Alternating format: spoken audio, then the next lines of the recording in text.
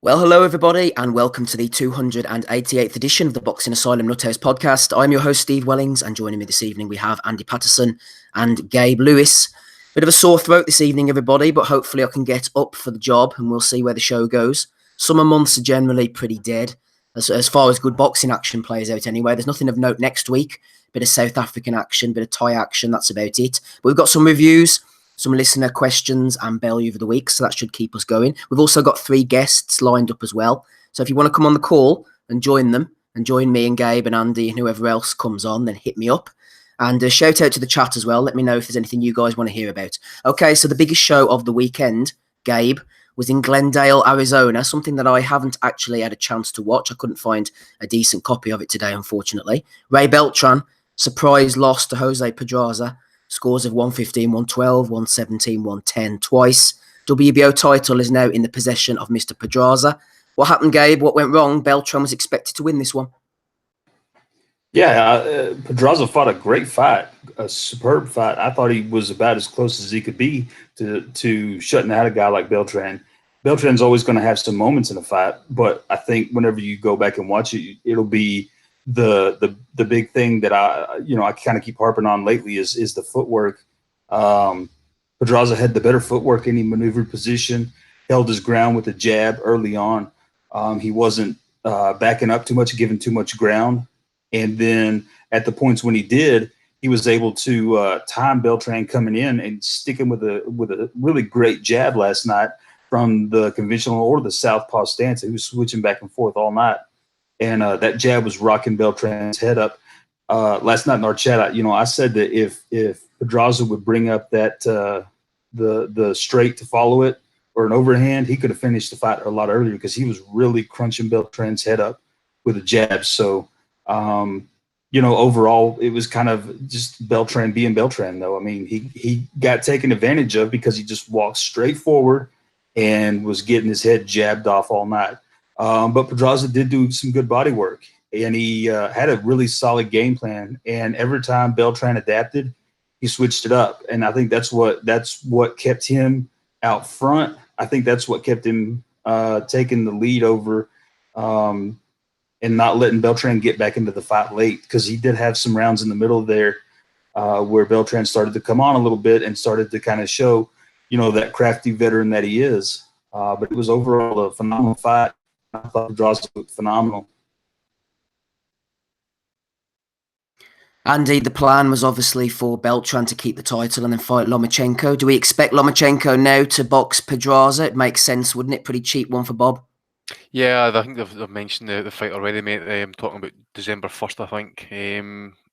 I suppose they're talking about $1 million payday for Pedraza off the back of that. So at least he's going to get paid. But we'll just need to wait and see. I mean, that was meant to be a homecoming for Beltran last night. I did pick him last week to win it. There was talk about a damaged left hand when they won the title. I think it was Moses or Bunda. I forget who it was that he fought for the title again. But apparently that left hand was causing problems last night. Again, he wasn't letting the left hook go to the body, which is usually signature shot. He was pushing Pedraza up a fair bit, and I actually got to apologise to Pedraza. Actually, I didn't really kind of give him a lot of credit last week, purely based off the Gervonta Davis knockout, as well as maybe I'm kind of like slightly overlooking what Davis has done with that fight, because he's not really fought since then. So maybe I'm kind of like underrating the win at the same time. Pedraza, as Gabe says, was I think it was excellent last night. Good jab, really just jabbed the head off Beltran, who was really, early doors in the fight was really trying to kind of push him to the ropes, which, that's where he kind of does his best work. But you can see Pedraza just kind of like teeing off a few right hands to the body, right hooks, and he spin off back on the jab. He did, even when he stood in the pocket and that, he was willing to let his hands go at times. So it was a hard fought victory for him. Maybe coupled with the fact is maybe Beltran's left hand was a problem, but you can't take that away from him. It was a really good performance, polished, measured, composed. So absolutely no doubts. My opinion, I thought he won it by a couple of points. I'm not going to really got much of a problem with the scorecards, but I think some people had it close, maybe like a draw going into round 10 or whatever on that. But I did think that in the end, Pedraza was a worthy winner. Great stuff. Thanks, Andy. Joining us on the call, we have our first guest of the evening. It's Joseph Ajo. How are you, Joseph? Fine. How are you too? Not too bad. Thanks for joining us. Coming here by popular demand. Okay, thank you for having me today. No problem at all. Let's get straight down to it then, Joseph. You're a fan of the heavyweights. We've got Anthony Joshua coming up soon against Alexander Povetkin. Who wins, Joseph, and how will it end? Oh yeah, Anthony Femi Joshua will win, and I don't expect the bout to go beyond round 8. Okay. How's he going to finish him? We're talking right hand, left hand, any way Femi wants? Yeah, if Femi box accordingly, I think he's going to stop him or get a knockout. Do you think this is a good fight, Joseph? Are you pleased with this fight, or would you have rather seen Femi fight against Deontay Wilder? Oh yeah, you see, some people don't understand that Deontay Wilder is not a boxer. He's a brawler. You see, I just tweeted out not too long that boxing should be overhauled. You see, in football, soccer, if you score a goal from offside position, they will disallow that goal. So boxing should be standardized, not knocking people out alone, but you have to box accordingly. I've been a former boxer. I boxed during the amateur level, and I was a professional before I went into ministry. So there must be rule, not using slapping punches. It doesn't give boxing a good name, a good picture. So matter of fact, I can bet it. AJ will promote Deontay because Deontay didn't have the basic boxing senses. You tweet Femi quite a lot, Joseph, and give him advice. Is that the advice that you have brought on from your own career? Yeah, because I began boxing. I began my boxing career precisely in 1982. So I contested. I boxed in amateur level, at an amateur level. So they taught us many things. So if a boxer is successful during his amateur career and turn professional, that boxer will perform greatly. So you see, Joshua is a skillful boxer. Mm-hmm. Is determined, is courageous, and is a good learner. It's not a wacky. It's not somebody that is proud. So he's level-headed. So he wants to know. That is why I usually tweet out to let him know what to do. Because when I was young, I was praying for a big stage until I was discouraged by my father and my sister. That was when Ali had Parkinson's syndrome. Mm. So I opted out from boxing. So when I saw AJ, a young lad, it's just like my son's age. So he's 60s, my son is 60s. So I figured it out that I should help him. So he needs my counsel, my boxing counsel, and being a Nigerian American, I have to instill our culture, our discipline into him. I'm sure somebody like AJ gets a lot of tweets each day. Do you think he sees your tweets, Joseph? Sure, because let me say this. Shortly before he fought Joseph Parker,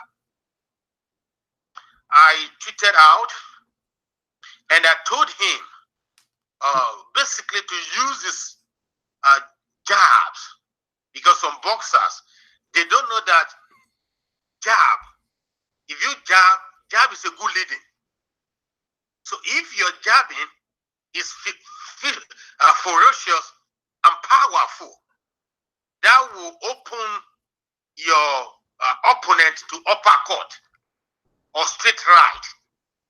So I told him, I said, AJ, I want to see more of your accurate jabbing.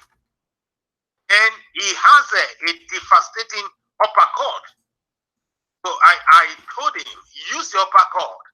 The moment he brings his head down, give him uppercut. So, but only the referee did not allow us to enjoy the bout. Joseph, do you believe that Femi has ever used performance-enhancing drugs? Oh, yeah. You see, to everything there is a season, a time to every purpose under the heaven. If you see all the boxers that made it, they have committed sins, they have committed crimes in the past.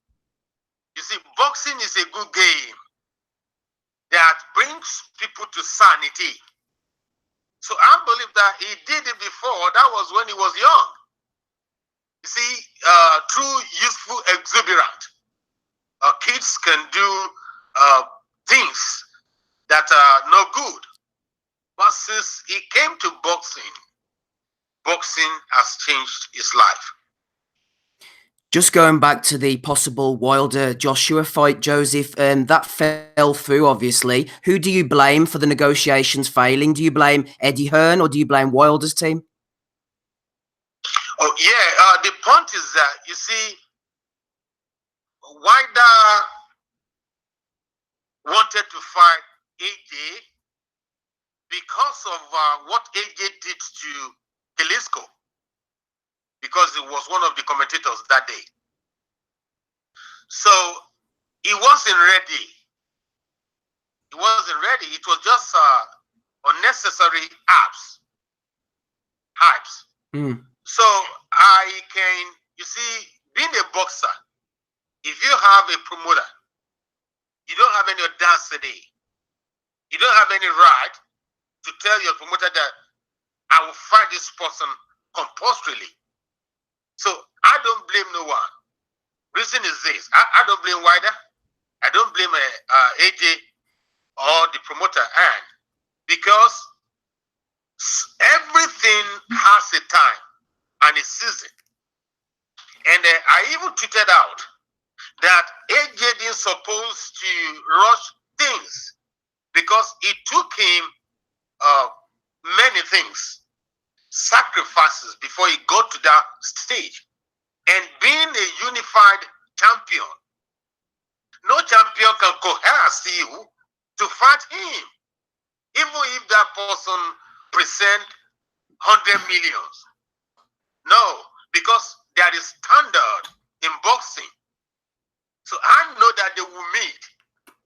And I can tell you categorically today, vehemently today, that AJ will disgrace him. Really? I just know that. By knockout, yeah? I can bet it. I want you to record my voice today. And I know next year they're going to meet. There is no way Wilder can beat AJ. I'm positive. Drug test can Very beat him. positive. I have been a boxer. When I see a good boxer, I know. Technically, I'm superb. I have the robust boxing senses. So I can bet it. Put me against anybody, I'm in the United States. With that, Dahunti cannot beat AJ. Just to remind our listeners, we've got Joseph Ajo on the call. Joseph Ajo, PhD, THD, at Joseph Ajo 4 over on Twitter, everybody. Final few questions, Joseph. Who's your favourite Nigerian heavyweight of all time? Would it be Sam Peter, Ike Ibuchi, David Izonratai, or AJ himself? Yeah, come again. Let me grasp your last question. Who is your favourite Nigerian heavyweight of all time? Would it be Samuel Peter, Ike Ibeabuchi, David Izonratai, or AJ? I think AJ. You see, like I said, Mr. Steve, I tweeted and I told AJ champion, unified champion. I told him not to rush. The way they come, the way they will fall. Bit by bit, one by one, he will take them out. You see, just tell the boxing fans to be patient. They will see wonders. You will see how, because AJ is not a new person. I saw him in his recent boxing training. He has trimmed down, and you are going to see a different AJ. Just believe me. Do you believe, Joseph, that AJ's career is just for boxing, or do you think he has a wider purpose to enhance society like Muhammad Ali? Oh, yeah. You see, being a spiritual person, AJ is replacing Ali. This is his own time. What? And if AJ is humble, he cannot stumble. Oh no, man! Don't use that shit. The day he pummeled Kilisco told him that it's going to rain for long. I hope that he will not be pompous, arrogant, and prideful. The moment he's humble and trained and be disciplined, I expect him to reign for about 12 years. Tell me then, Joseph, what about some comments that AJ made last year whenever he was sending direct messages on Twitter to Eddie Chambers, and he started talking about political things like, you know, the superior black race and stuff like that? Do you have an opinion on that, Joseph? Oh, yes, Mr. Steve. There was a time, precisely maybe 3 months ago or 4 months, when he tweeted religious stuff out.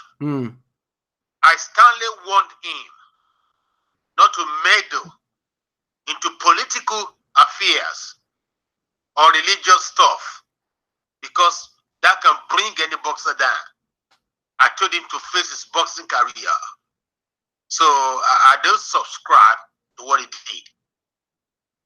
You're obviously a man of the Lord, Joseph. AJ is talking about religious things, possibly becoming a Muslim. Do you see any issues there at all, or what do you think? It's just like AJ is trying to copy. And I don't have a DM.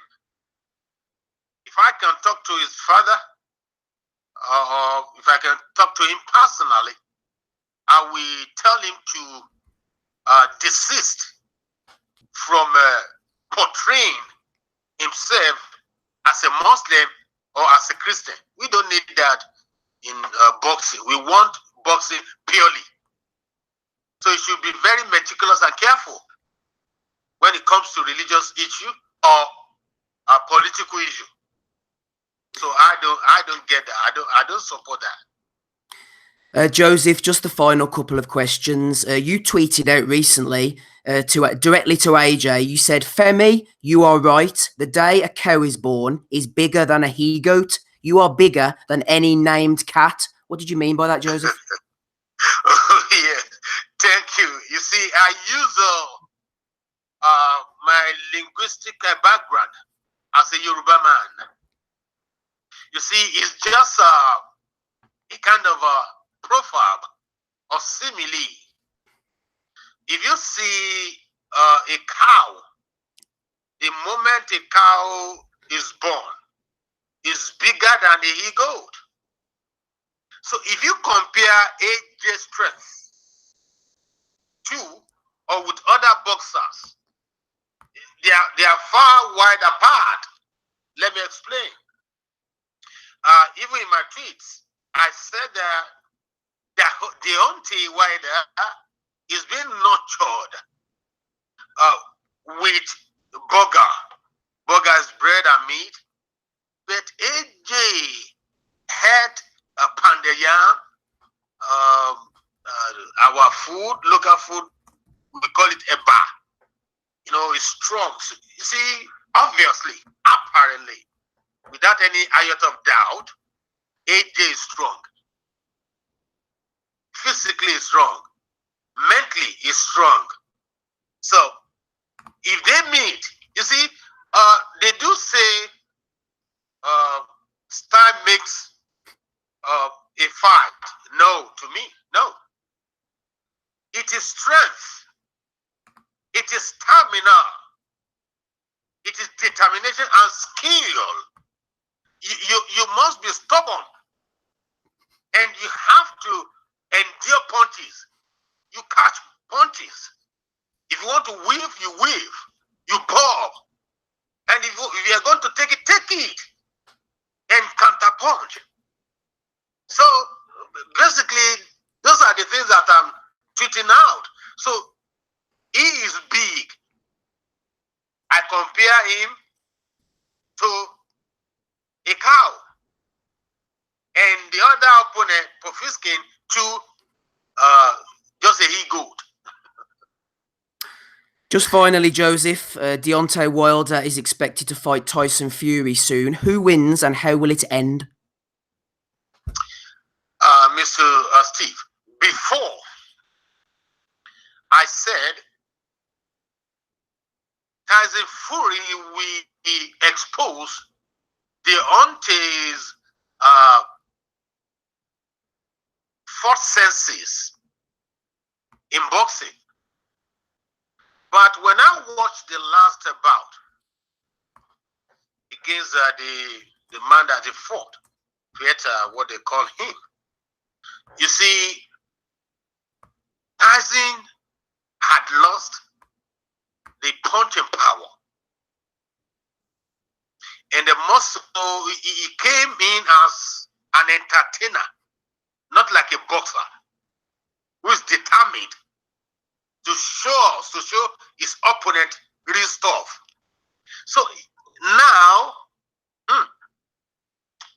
if care is not taken, unless he brings a new ball game on the table, if he fights Deontay the way he fought the last time, that guy will knock him out.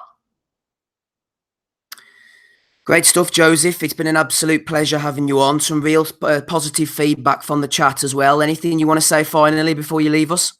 Yeah, I thank you for having me. And I pray that what you are doing, it will progress. God will enlarge your territory. And I pray that you will be big in what you are doing. God bless you. Same to you, Josie. Thank you very much. You're welcome. Bye-bye now. Bye-bye. Yeah. Dr. Joseph Ajo there, everybody. No doubt God is on the side of the Nuthouse, Andy. Some erudite analysis there from our good friend, the Nigerian doctor. Yeah, it was interesting. That I could yep. You know what I'm saying? It was if we stay humble, mate, we'll only stumble. You know. Stay humble and you never stumble. Paul Edwards wasn't too happy on Twitter. Get him off, he says. The chat seemed to be enjoying the analysis of Mr. Joseph there. Andy, let's go back to sanity, shall we? You told me about...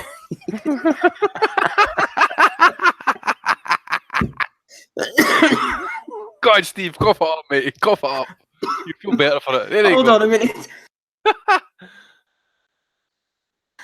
Oh, dear. I was holding that in. You told me about PEDRAZA'S Beltran, didn't you? I did, mate. Aye. I can't remember what I said now, but I dare say people would be willing to listen to me repeat it again. Actually, after that, we've got our next guest coming on shortly. When I say it's going to be a change of tack, that is not an understatement. Andy, Isaac Dogboe against Hidenori Atake, pretty durable. We thought maybe put Scott Quigg levels into perspective. What Dogboe did to him. Well, it also puts in Scott Quigg's levels of power as well. Actually, I mean, Dogboe was. I think go back to the last fight. You said that I said it as well. I'm on the hype train. Anybody after that last night, you know, the guy was throwing murderous punches. Every punch he threw was with bad intent to want to do damage. Even the jab was causing serious problems, banging the head back. Evil left hand as well for the first knockdown in that, and he just closed the show. I was expecting him to go rounds there last night. I was expecting to go maybe kind of late, but to handle him, in the manner in what he did, and then to start calling people that he's calling out. I think he's calling out, is it Mickey Roman? I don't know who the other titleists are at the minute and stuff like that, but it's clear that this guy he's here to stay. Get like it's Ray Vargas as a WBC champ. He's won unification fights. Some people are saying Rigondeaux would beat him and stuff like that. I'm not too sure. Like, I think he'd actually even obliterate Rigondeaux, even at this point in his career.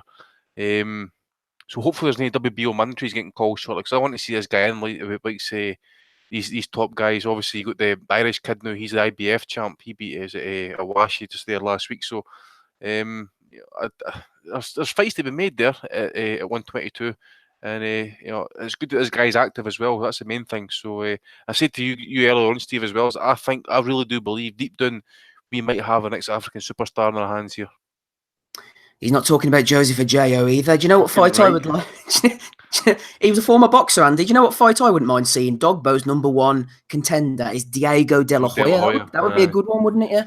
Yeah, well, it's a step up for De La Hoya as well. At the same time, as we need to see him. What's he sitting at now? He must be 25-0 at the minute. At least yeah, he's coming off the back of a good win, wasn't it? Randy Caballero he beat. Aye. I was talking about beat who was the IBF champ at the time? Was it Lee? Was it Lee Haskins that he beat? No, it was Caballero was supposed to fight Haskins, but didn't he come in like 6-7 pounds overweight? I can't mind, but I remember he won the title on one of the Hearns Monaco cards anyway. But that by he beat Stewie Hall, Andy. Just Stewie Hall, that's who it was. Yeah, but at the same time, as I know, the thing with De La Hoya is as well is I think he's been rounds, so that's good for him.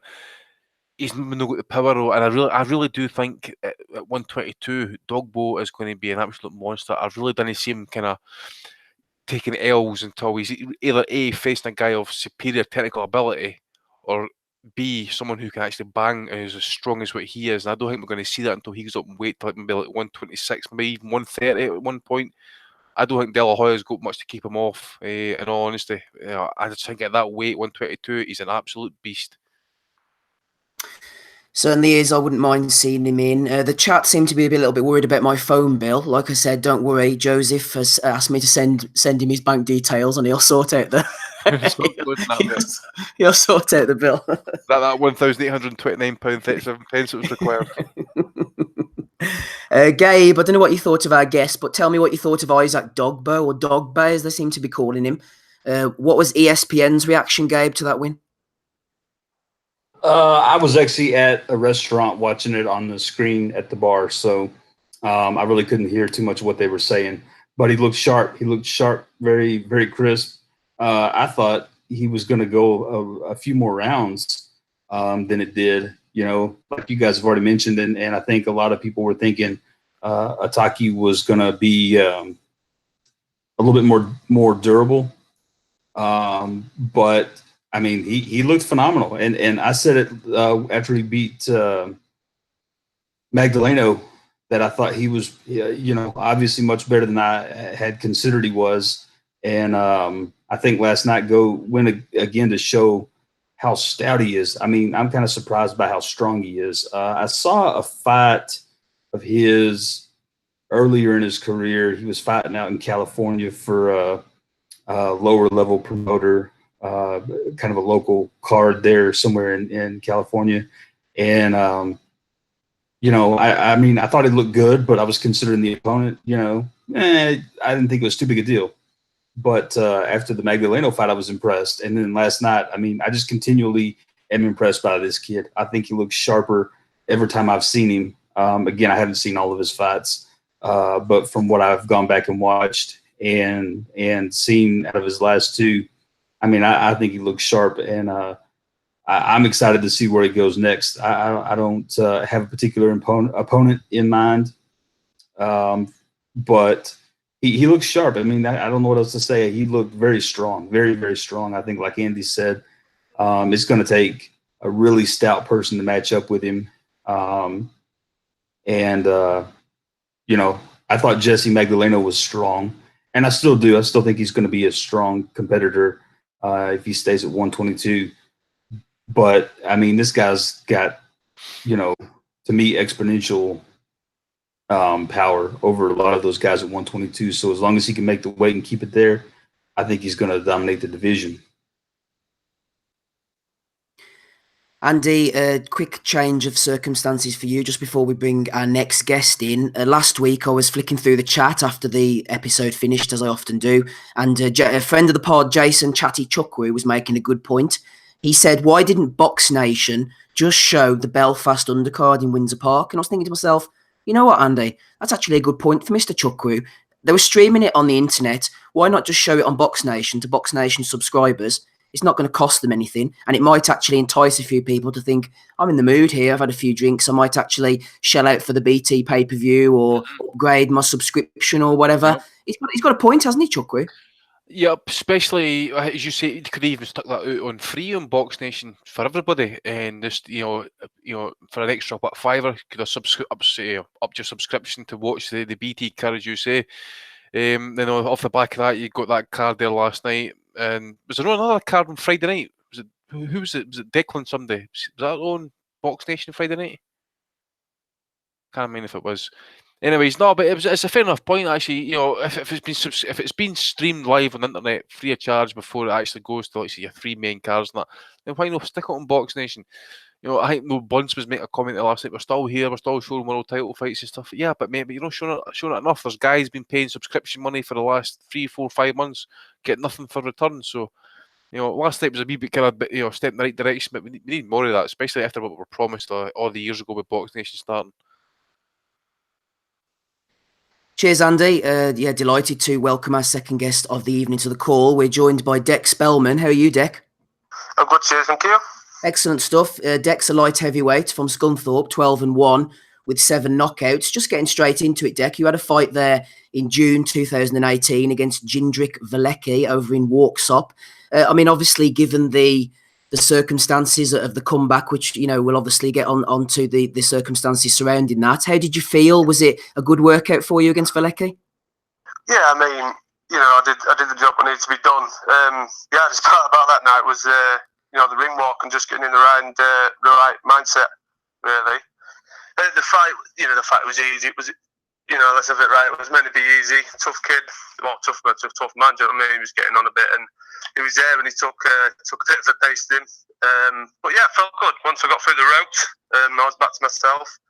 But yeah, it was just getting in the right mindset before. I did struggle. But now, you know, I feel like I'm back now, and I feel like I'm ready again. Obviously, no doubt it would have been difficult for you, Dec, 4 months before you had the tragic fight with Scott Westgarth, which we spoke to Carl Greaves about, you know, on the pod last week. Just in your words, obviously, give us as much or as little information as you want, but how the fight played out for you that night? Yeah, I mean, from the start, the same as any other fight, really. I mean, both made weight okay. As far as I'm aware, on this side, everything was good. There was no struggles. Same on our side. Coming to the fight, pretty even. First 2 rounds. He's quite tall. It's quite hard to get into. It's quite hard to work out at the start. Kept popping the jab out. To be fair, I mean, the guy boxed out of his skin. We didn't expect him to be that good. Yeah. I knew I was in with. I mean, obviously, I looked into. I knew it could have been an hard fight. So I never undertrained anyway. But you know, I mean, he was on the ball. He was out, banged the jab straight in my face. He must have done his research. You know what I mean? He knew, popped the jab straight away. And then in the 3rd round, there was not much in it. In the 3rd round, caught me, went down. First time as a pro, went down. Well, first time ever really. Actually, went down, took a count, shook my head a bit. I was all right. Got back up, and cracked on with it. Towards the end of the fight, seemed to be around. I started getting grips with it around the 7th or 8th. Started to get my second win kind of thing, and find the fight. Just gritted through it. Yeah. Knew I had a bit more in the tank. Knew what I'd done in the gym, and basically, I think tick boxes off in my own head, which I didn't know I had in there. You know, like the 10 rounds to get the being knocked down and coming back. Yeah. I was ticking them gradually as I went by. And coming into the later rounds, I think I started to believe myself a bit more, and I seen that I could do it. So I stepped the foot on the gas, yeah, I mean, it was a war. Anyone will tell you that it was a war. You know, it won. The scorecards had it wide. but you know, I mean, the people there will tell you it was, you know, it's what you were seeing it from where you were seeing it. Yeah, coming into the 10th, I was told that, you know, you need a big round. If you want to show on these cards, you need a big round, possible knockdown or stoppage. And I went out, then I put it on the line, and you know, which any other boxer would do when you want it that much. It's it was an English eliminator. Do you know what I mean? It's a big chance. Big chance for us both. And yeah, I come out in the 10th, and I put everything into it, and put him down around. Well, actually, it was the last 10 seconds, and I put him down. And I think before that, it seemed I was, you know, I don't like to say this. I was kind of grinding him down, so yeah. So and the bell went, and you know, I mean, it was in seconds. I mean, I spoke to a few people there. It's with everyone you see. You know, the guy was winning the fight from certain people's views, and he won it long, and he won it big on the scorecard. So yeah, he was in trouble, but you know, you're really going to stop a fight when your man's winning. You know, so yeah. So the bell went, and he was a very, very unsteady on his feet. Come to the middle of the ring, and he won it on points. And you know, it was still a bit unsteady, but you know, we're just in a very hard 10 rounds. And come to the interview, and afterwards, and you know, I give full credit to him, boxed brilliantly, and he kind of to be fair, in his interview, it seemed fine to me. There was a little short clip going about, you know, he like holds his head. Yeah. But to me, I don't know. I just think that's. I just think he's wiping sweat off his head there. Me personally, because I thought he was okay. I thought he kind of was talking on a bit, but I didn't know if that was him as a person. You know what I mean? I've heard like, you know, he's a very friendly guy and that, and talkative, and I just put it down to that really. And it was helping him up. Once we stood up, he was kind of getting helped back. He had a man of either side, you know, helping him back. And at the end of it, I was the one who looked bust up. I had a, you know, big eye and two big eyes, and my nose was all over. And the doctor was kind of, you know, giving me quite a lot of attention, sweeping in and out of both changing rooms. And next thing I hear is he's on the floor, like, you know, he wasn't too good. Didn't think anything, you know, like what actually happened. But we went to go in, and he was actually coming out. His dad actually come into my changing room and just said, you know, fair play and, you know, brilliant fight and stuff. Really nice guy, his dad John. You know, I've kept in touch with him and his brother Adam. Former boxer himself, wasn't he? Really nice family. He was, yeah, a good one as well. Yeah. He's got some good stories. But yeah, so I went when I heard that, you know, he wasn't too well. He was just taking him. I got told precautionary. I went over to see how he was, and he was coming out on like a stretcher. And his dad told me that he didn't want to be out on that stretcher. He says, "I'm walking out." But I said, "No, you're going to stretcher, and you know we'll get you out, safety precaution and all that." So I seen him as he was coming out, and I just gave him a kiss on his forehead, and I just said, "You know, all the best, and you know, just look after yourself," kind of thing, like any other boxer would. Yeah. I didn't think anything you know, what happened would have happened. So I went about my night, very sore. Went to a bit of an after party, and it was an early night really. And yeah, I woke up to a few of his phone calls, and then I got told the news that, you know, he was in a bad way, and then later passed.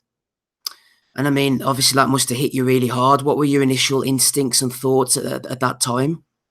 Yeah, well, it's hard to take in anything like that. Of course, it's not it's not human, is it, to think that you've done something like that. So you know, you've been involved with something like that. So yeah, it did hit me hard. I mean, it took a couple of days for it to actually set in.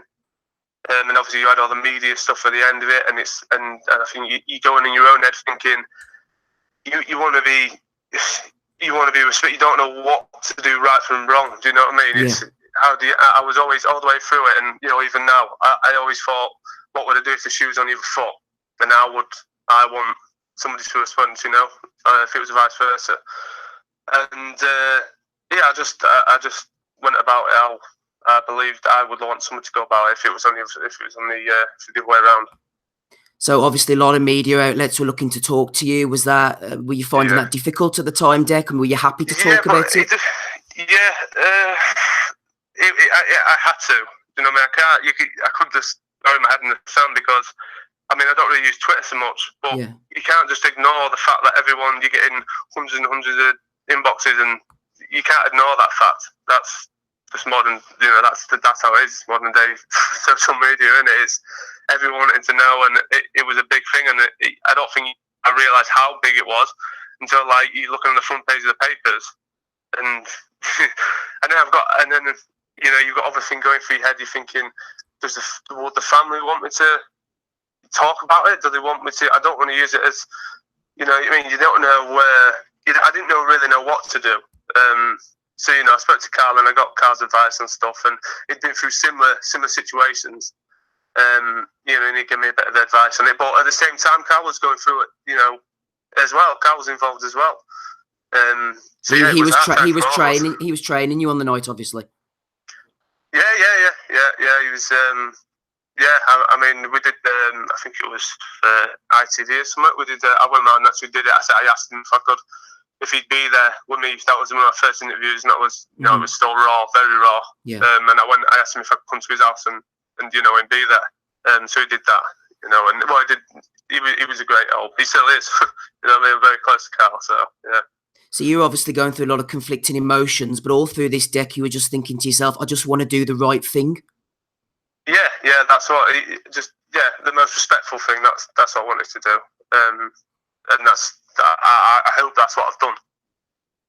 Obviously, you're not the first boxer it's happened to. Unfortunately, in this hardest of sports, you know, you won't be the last. I mean, did the British Boxing Board of Control contact you? You know, was there counsel involved? What happened in that respect?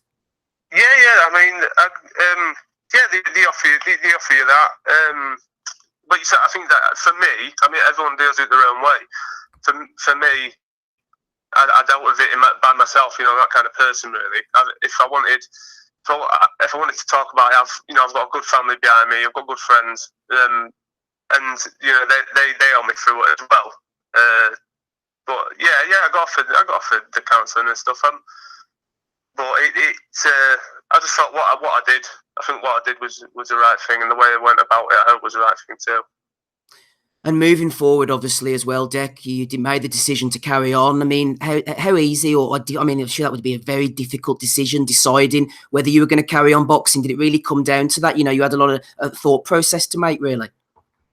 Yeah. I mean, even just to get back in the gym, it was a couple of months. I said, well, after the funeral and stuff had gone, and then we decided that's when we'll kind of make a plan, you know, a plan of attack again, and sort a road out again, and decide what we're going to do, and to devise a plan again. So that's what we did, and you know, the plan at the start of the year was to win titles, and that's what I'm going to do. And you know, I've got something else to fight for now. I'm going to do it, you know, and just do it all in the name of Scott, which is what I'm going to do. So obviously lay that plan out for us then. Will you be obviously looking towards English sort of level, and then maybe even British and things like that? Is that the plan of attack? Yeah, whatever comes up. There's an announcement next week. I can't say anything myself yet, okay.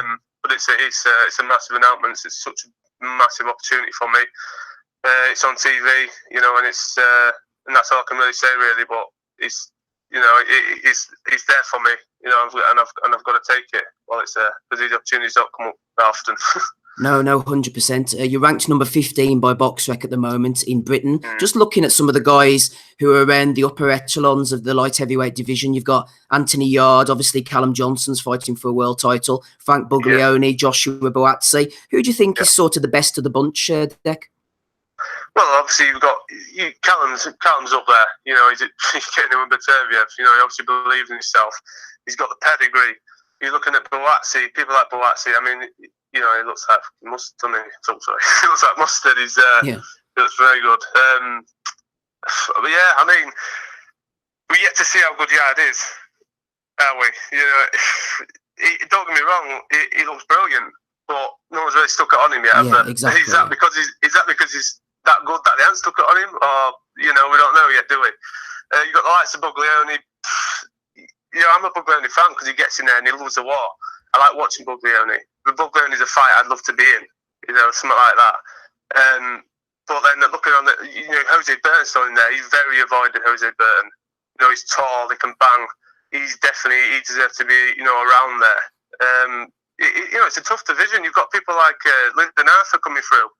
And he's a good lad as well. They've got so many. It's such a good depth in the division. It's good. It's good to be in that division. Just to remind our listeners, we've got Dec Spellman on the call. Dec_Spellman. We're not going to keep you too much longer on the Sunday evening, Dec. But thanks for coming on and talking to us. Just tell us a little bit more about your training setup, maybe day to day, if you wouldn't mind. Yeah, well, I work also, but I work shifts. I work 6 to 2, 2 to 10. So I'm like training in the mornings when I'm on 2 to 10. I'm up and I have to travel up to Newark. You're looking about hour and 10 minutes. So doing that in the morning when I'm on 6 to 2, I'm going over at 4 o'clock in the afternoon and training then. So it's a very busy day. I've got a little boy, missus, and it is hard to fit it all in, but it's how hard you want it and how much you want it really. And I just find time to do it. I try when we've got our fight date, I try to go 3-4 times if possible in the week. I'll do my running back home. I'll do my sprints. When we get our date, a lot of times Carl takes to Lincoln, do our stair sprints and stuff like that. But yeah, that's really it really. But yeah, we try to fit as much as possible.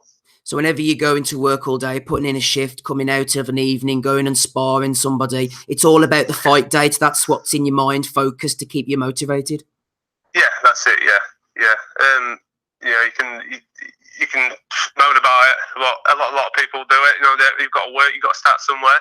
Hopefully, if I ever get that break, I'll appreciate it a lot more, knowing where I've come from, and seeing where, if I can get a break, seeing where I've come from to where I am. Obviously, it's difficult to shift a few tickets on these small hall shows. Do you have a good? Do you get out there shifting the tickets pretty well, or do you find that difficult, Dec? Or yeah, no. I from a small town. I mean, I ran boxing back to Scunthorpe. I think it was 16 years, and obviously with the help of Carl, Carl took the plunge, and we come to Bath Hall in Scunthorpe, and it was packed out. Really good response, and people have really got behind me, and it's great. It's really nice to know as well. And obviously after what happened in February, and there was I got a lot of support of people, and people are just really behind me, and it's just nice to know. Final couple of questions, Dec. We always ask our guests about the heavyweights. Obviously, you've got Tyson Fury, you've got Deontay Wilder, and you've got Anthony Joshua. Who do you think is the best of the three? Who will come out on top? I think Joshua. I think obviously you've got Tyson Wilder coming up. I think Wilder's all wrong for Tyson. I think with them looping shots, he's got that little shoulder roll going on Tyson. I just think Wilder's all wrong for it, but I could be really wrong. I don't know, but that's my opinion. I just think Joshua's got the pedigree. I think he's seen it. He's been to the Olympics. He's a gold medalist. He has seen it. He's travelled. He knows what he's on with. And I'm a big Joshua fan. And there's no shortage of talent, obviously, at the top of the division that you're involved in. Around 175, you've got Adonis Stevenson, Dmitry Bivol, Artur Beterbiev, and Eleider Alvarez, obviously, who upset Kovalev recently. Who do you enjoy watching the most? Who do you think is the best of the bunch at light heavyweight? Yeah, I like Beterbiev. I like Beterbiev. That's why I'm interested to see how Khan's going to do. How do you think he will do? Big ask, isn't it? But you never know. Yeah, he's a big ask, but if he's there, when you got that in front of you and you've got such a big opportunity, life-changing opportunity right in front of you, you can do stuff what you couldn't even imagine possible. So is he going to do that? Is he going to really just turn up and give it everything? And if he can, he's a very dangerous fighter. At any level. So yeah, I'm looking forward to that. And finally, just going full circle back to your career. Obviously, you can't say anything about an opponent or anything, but we do know there is a fight date coming up soon for you. Yeah, that's right. Yeah, it's I can't say too much yet. But yeah, the fight coming up. Yeah, it's coming up. Couple of months down the line. Yeah, and it's great. I'm really looking forward to it. Well, obviously, we'll hear about it soon. We wish you the very best of luck at Dec_Spellman, and especially Dec for coming on and speaking so candidly and so honestly. We really do appreciate your time this Sunday evening. Great. Thanks for having me. All the best now. Thank you. Cheers. Thank you. Bye-bye. Bye. Bye-bye. Bye. Dec Spellman there. Enjoyed that, Andy. 2 different guests so far this week, but pretty much, really interesting to hear from Dec there in very difficult circumstances. Very calm and candid, mate. Got to say to Steve, I think that at this rate you'll be kind of going for the Pulitzer Prize at this point, mate. The way you're handling these interviews, difficult subjects and stuff. But I'm not going to put light in the matter or think it sounds like the way he was talking and stuff. It was. It was like everything was fine. He seemed to be okay. We bit like the kind of Eubank situation with Nick Blackwell. Yeah. Okay, he was getting a bit of a beating in that, but he walked out the ring and everything seemed to be fine. There didn't seem to be anything wrong with him. And then boom, it's just again, it's just the fragility of the cord of life, I suppose. Exactly. Well said, Andy. We do have a third guest as well coming up soon. I'm going to be hitting him with the link very shortly. Just while I'm doing that, Gabe, let's hit you up with a few questions. We've had a few in over the previous weeks. My throat is just about holding up. McKetch has asked us a question, Gabe. He said, Steve, who are the weirdest boxing dads of yesteryear? Quite an interesting question from McKetch here, Gabe. The current weirdos, we have Chris Eubank Sr., Angel Garcia, Kenny Porter, and arguably Paul Dogboe as well. Please debate this on the pod, Gabe. Who is the weirdest boxing dad in the corner? Oh, that's a really good question. I haven't really ever thought about that before. I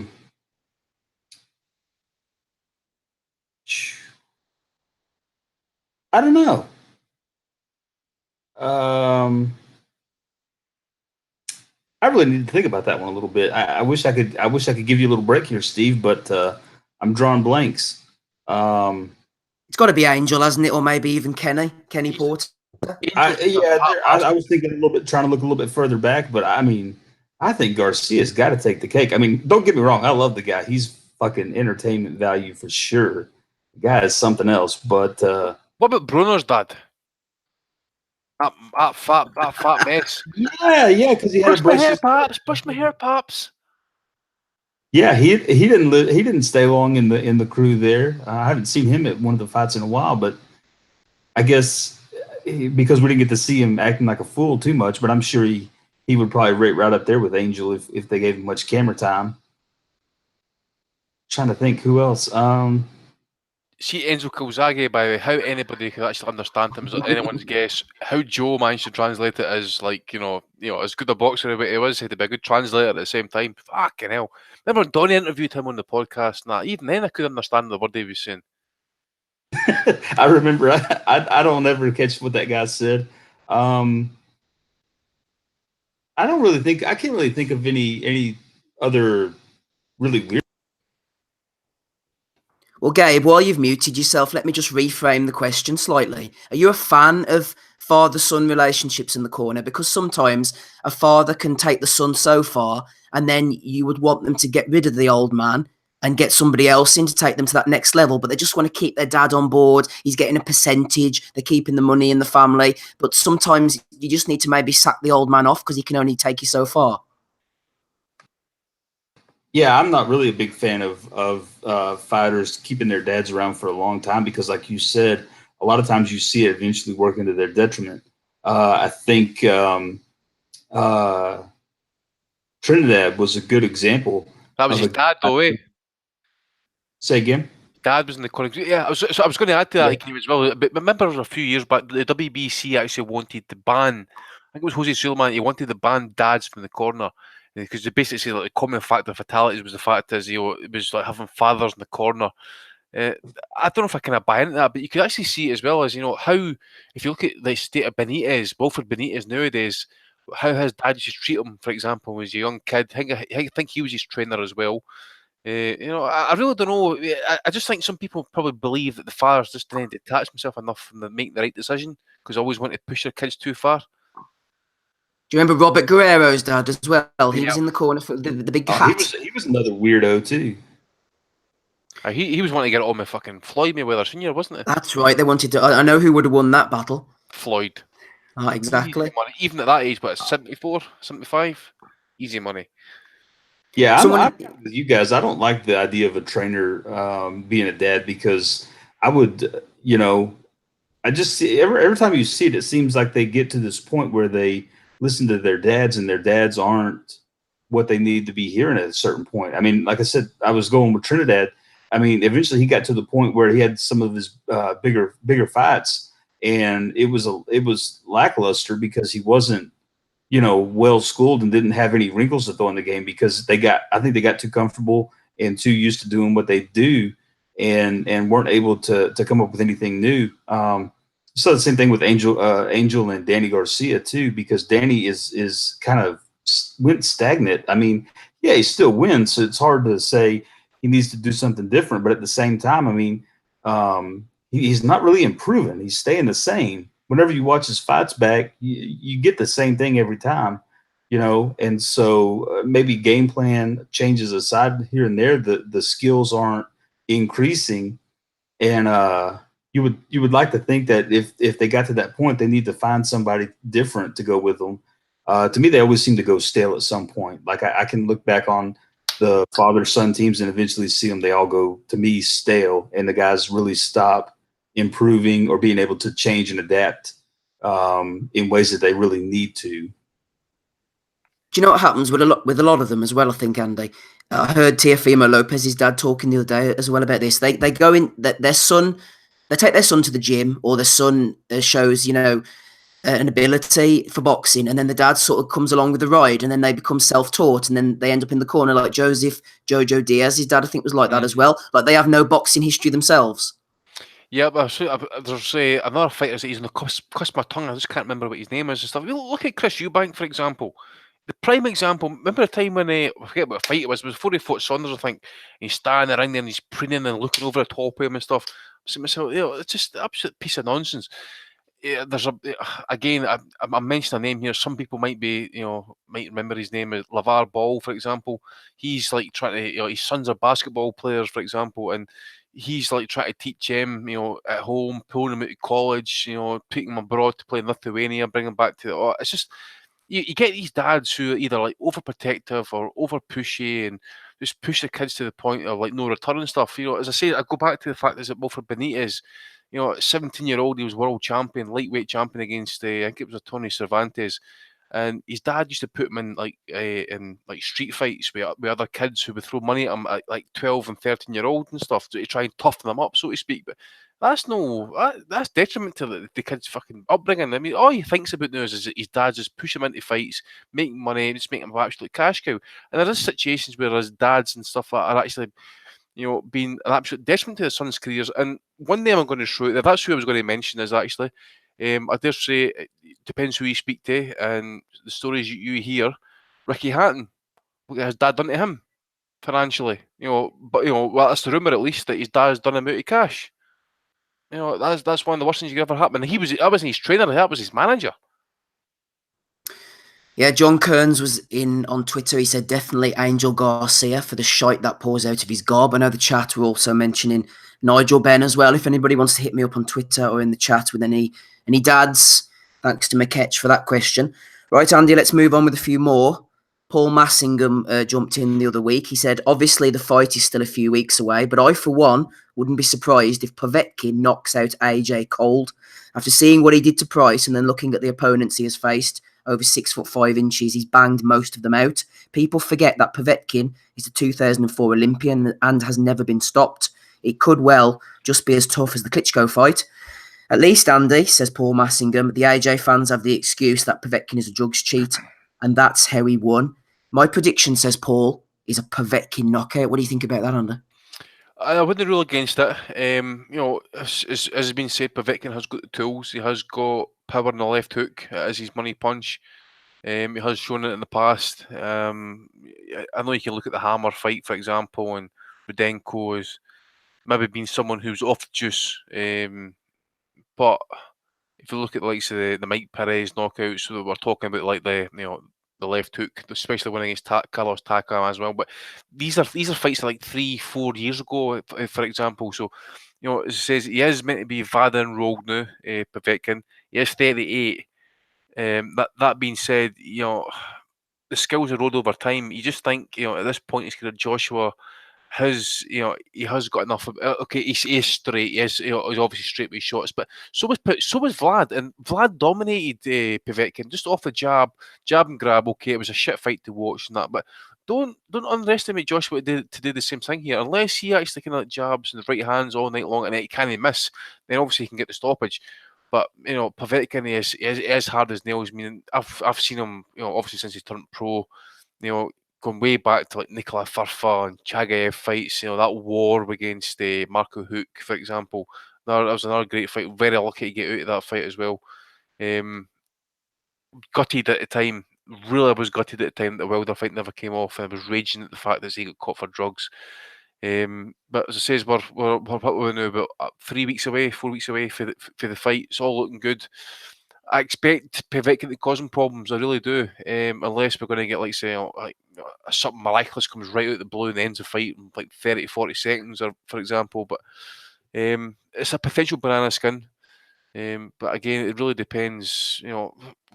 What we're really going to take off about the fact is that he beat David Price in 5 rounds and he was hurt in that fight. I think he even got dropped in that fight, actually, or he got counted anyway. But and then these 2 previous fights that were against Hammer and Rodenko, and he went a distance in both fights, won it widely on points. But I think he'll be a threat for about 5-6 rounds, and it really does then depend as to what Joshua was doing. Is he landing the jab? Is he making the jab in the right hands? And is he making the kind of heavier shots count and stuff? And if he does, I can maybe see a kind of late stoppage for Joshua. But in absolutely no condition can Joshua take this fight easy. If he throws the right hand and he comes back with the right hand low, he's going to get countered, and it could happen. And you just never know. But again, I've said before, in a firefight, if he's going to ask questions, if he's going to get asked to get up, I've seen it since his amateur days, and I've seen it against Joshua, against Klitschko as well. So we know Joshua's going to get up, but in the end, I think he's going to prevail, and I'll probably see a late stoppage for Joshua in this fight. Yeah, I agree. I think that Joshua is going to jab and grab and smother the life out of Povetkin and then stop him late.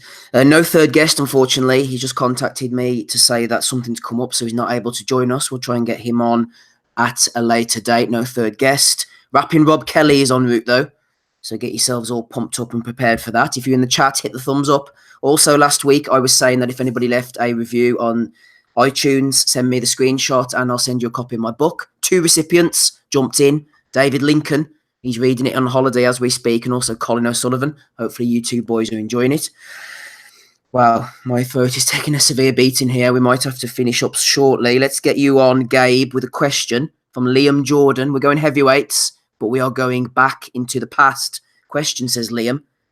Probably most or all of my casual boxing mates reckon Mike Tyson prime is TBE. Fuck them, says Liam Jordan. Is Bruno probably Tyson's best win? Is he a top 15 heavyweight of all time? Does he deserve the arse licking he gets? If I'm wrong, fair enough, says Liam Jordan. What do you think, Gabe? Liam says, Spinks looked gone on the ring walk. Berbick shat it. Tyson lost to Douglas. Then Jail beat Bruno. Then nothing as far as big wins. The Holyfield bite probably gave him 3 or 4 more massive paydays, which he lost. Convicted rapist. Drugs cheat. Probably 2 or 3 good wins on the record, and pure casual loonies have him above the true greats. Quite a diatribe from Liam Jordan there, Gabe. What do you think? Tyson, underrated, overrated? What do you reckon? Well, I think it depends on who you talk to. I think there's some people outside of the realm of hardcore boxing fans that look at the knockouts, look at all the things that he accomplished, and they say that he is the best ever, or that he's among the top of all time. It depends on several different categories too. So you call him the best boxer of all time, or you call him the best heavyweight of all time. There's different distinctions. So in my mind, really he was solid. I mean, you got to take boxing always in context. I think that's what a lot of people miss out is the context of it all. Vlad Klitschko, great champion, long reign at the top of the division of heavyweights. Does that singularly make him one of the greatest heavyweights of all time? Well, I think you have to put him into discussion because of the way that he performed on a constant basis and successfully defended titles, so on and so forth. We go down that road all day long. But I think if you look at Mike Tyson in the context of what he accomplished, he fought some top fighters. I mean, he didn't have a chance to fight Muhammad Ali. He didn't have a chance to fight Joe Frazier. Some of those guys that we look back in some of those golden eras. He didn't have a guy like Klitschko right there with him in the time frame. So in terms of overrated, underrated, if you look at him in context, specifically with what he had in front of him, I think you have to rate him highly because of his record, his knockouts, his consistent performances where he was looking ferocious. So I think, again, it depends on how you look at the situations, the context around him. I do think he's one of the top heavyweights of all time. I mean, I don't see how you could say otherwise because of his ability to put the string of wins together that he did at a young age and to accomplish what he accomplished, winning the not just a piece of the heavyweight championship, but unifying the heavyweight division. So from my perspective, I think this guy might be a little bit on the diatribe side where he's taken it a little bit too far and kind of neglecting the context to some extent. But then again, I also think that if you really put him into context with some of the other eras, you might see that he doesn't quite rank as highly when you see the opponents available, when you see the time that the opponents were taking, so on and so forth. So for me, I think a lot of people kind of rate him a little bit highly based on some of those things that I just talked about, but I also think that to neglect saying that he's one of the top heavyweights of all time is a little bit misleading too. And then finally, last point I'll make on this question is that I don't necessarily think that people always put boxing as a whole into a context. So whenever you're talking about best fighters of all time, people automatically go to the heavyweight division or the welterweight division. I mean, those two have always been kind of the kings of the castle. And so whenever you're talking about best fighters of all time, you're going to kind of fall into those categories. What about some of those guys that fought mostly at cruiserweight? What about some of those guys that fought down below lightweight? There's a lot of great fighters in a lot of different divisions. So, you're going to have to throw some more people into that mix and point out some different things. So in my mind, possibly some people overrate him. I think a lot of people that have a good grasp of context in boxing don't overrate him and rightfully put him up there with the top heavyweights of all time. Well said, Gabe. Welcome to Crom Scott in the chat. He's always there. Tyson is the all-time great of casuals, says Crom. Also, Steve is so fucking boring. I had to take a break from the pod. Love you too, Crom. Love you too. Riddick Bowe was my favourite. I always like me a bit of Riddick Bowe. Andy, I know you like the antics of Bowe. Where do you put Tyson? Interesting points made by Liam Jordan there, Andy. Tyson at his prime, he was a killer. Who did he really beat? Where do you stand on this one? Mike Tyson. The very one. What was the question, mate? Sorry, I was tuning out there. I was just checking something. Liam Jordan is questioning Tyson's resume, and he's saying everybody loves him, and he went through everyone like a hot knife through butter. But realistically, which names did he really beat? Was his reign of terror a little bit overrated, considering whenever he came up against adversity, both in his private life and in the ring, he faltered many times?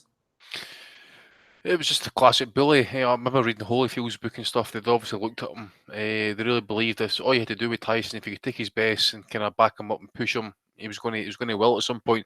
You could also say as well as I think at that point in Tyson's career, it was just everybody was scared of him. You could see the fear of God. I'll never forget Bruno walking the ring. I forget if it was the first or maybe it might have been the rematch actually. And this is like when probably Tyson's prime or peak years was actually past him by this point. But Bruno was actually shitting his pants. Actually, you could see in his face. It was like Lamp of Slaughters. As for his record and stuff like that. I mean, Pinklon Thomas and Tony Tucker were they weren't bums. Tony Tucker was like undefeated at the time. I remember Terrell Bigsby undefeated when he faced him. Larry Holmes obviously was a legend coming back and stuff. But it's probably just a indicament as to how the era was at that point. Obviously, you had the great era of the 70s. Tyson started coming through like the mid 80s and stuff. So it was a division that was kind of like it was basically kind of like come to its own after, well, not so much to its own, but it was kind of like in a period of kind of like, progression. But, obviously you got Ali retiring and, Marvis Fraser, for example, it wasn't a great opponent. Ratliff wasn't a great opponent. The main thing was to get him active, get him out there, and at some point, and how you handled Berbick was unbelievable. But it's just it's more indicative to the fact is is when it went in class, Saunders started to slip. Always was the fact is this. I always believe if Tyson had managed to keep Kevin Rooney in his corner and just managed somehow to keep Don King at arm's length, I think we could have been talking about a whole different career. I just think if you look, I think it might have been the Tony Tubbs fight. It might have been the Tucker fight. I think even then at that point there was problems. You could see there was issues. He wasn't using the same kind of bob and weaving, the head movement stuff. You could see the kind of starting to kind of the strains were kind of showing. And I forget when he actually kind of dumped Kevin Rooney, but I know he was in his corner for the fight in Japan against Douglas and stuff. Which, by the way, I dare say it's a punches for the past episode, that one at some point as well. But Tyson, again, I think it's a totally different story if he keeps Kevin Rooney in his corner. And if, again, it's all what ifs and stuff like that. But even his small management team, Mike Jacobs and the other old guy, what's his name? Help me out. Customato? No, the two managers, Mike Jacobs and... Oh, Bill Clayton, was it? Clayton? Bill Clayton. I think there's been a totally different story if these two guys had lived and be a bit more transparency with Tyson as well. Be honest with him that if the guy was ill and stuff like that, it might have kind of helped him get things prepared for the future and stuff like that. If something was going to happen to these guys, they should have looked after him a lot better because they knew what Tyson's background was. They knew how mentally he was and stuff like that. They knew him better than most. And Don King basically came in there and just picked the carcass. Yeah, that's the great question. If those guys had stuck around, would they have been able to keep Tyson on the straight and narrow? Gabe, I was just seeing McKetch there talking about the upcoming James Tennyson Tevin Farmer fight. I'm not going to ask you about that one, but I am interested in the fight, the main event on that Boston October 20th card, which I actually think I'm going to go to, I think I'm going to go to that card. Yeah, why not? I've been considering it, Andy. I think I'm going to go over to Boston. What do you reckon? Seriously? Yeah, I think I might do. Yeah, Tennyson's fighting Farmer and Billy Joe Saunders is like fighting Andrade in the main event. I think I'm going to go over to that. Nice to get to on the East Coast, isn't it? Nice wee place, Boston, actually. I was there when 2003, 2004. Nice area. Down the harbour and that, down the old town, Massachusetts and stuff. Fucking do it, mate. On you go. Bizarrely, my missus is actually there from the 9th till the 16th of October, so she'll come home and then a couple of days later I'll be going to exactly the same place, which is a bit bizarre, but I think I will, I think I'll go. Fucking do it, mate. Do it. What do you think, Gabe? You think I should go to Boston? And what do you think about the main event? Billy Joe Saunders, Demetrius Andrade. I think he'll be in for a tough time, Saunders. I think you should go. I think it's a good place. A lot of history there. I'm not sure if you're a history buff or if you really care much for American history at all. But I think it's a very interesting place. And, but small church talk about, give.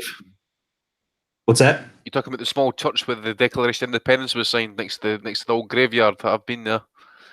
Yeah, that's like the center of if you want to learn about American history. I think that's a great place to visit.